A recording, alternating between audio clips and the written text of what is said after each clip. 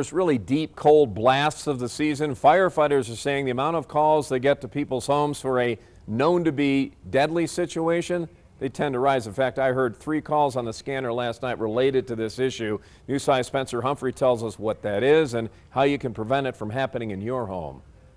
Well, as we all crank up our thermostats and fire up our fireplaces with this cold weather, firefighters want everyone to remember there is a silent but preventable danger that increases with that. With the first crisp day of the season, firefighter Kevin Simpson can expect at least one thing. We do see an increase of carbon monoxide calls. It's a side effect of our primal desire for warmth. People start to turn on their gas fireplaces and their gas furnaces, and they also start to close windows. It's odorless, it's deadly, and it's preventable. It's when our appliances aren't operating appropriately.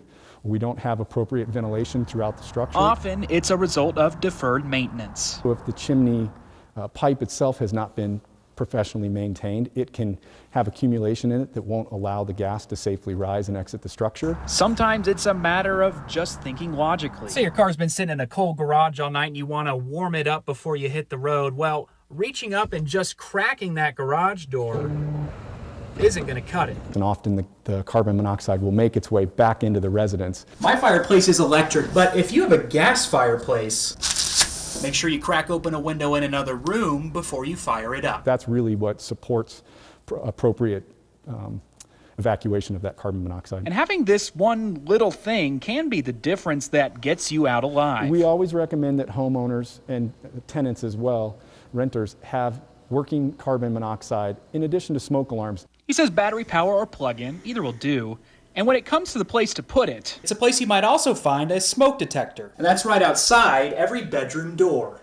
If it's too near a gas fireplace or a gas appliance or your garage, you may get false positives. So on every level and outside every sleeping area.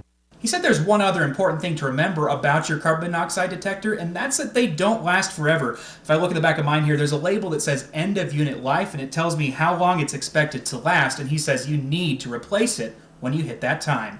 Always watching out for you, Southern Colorado. Spencer Humphrey, News 5.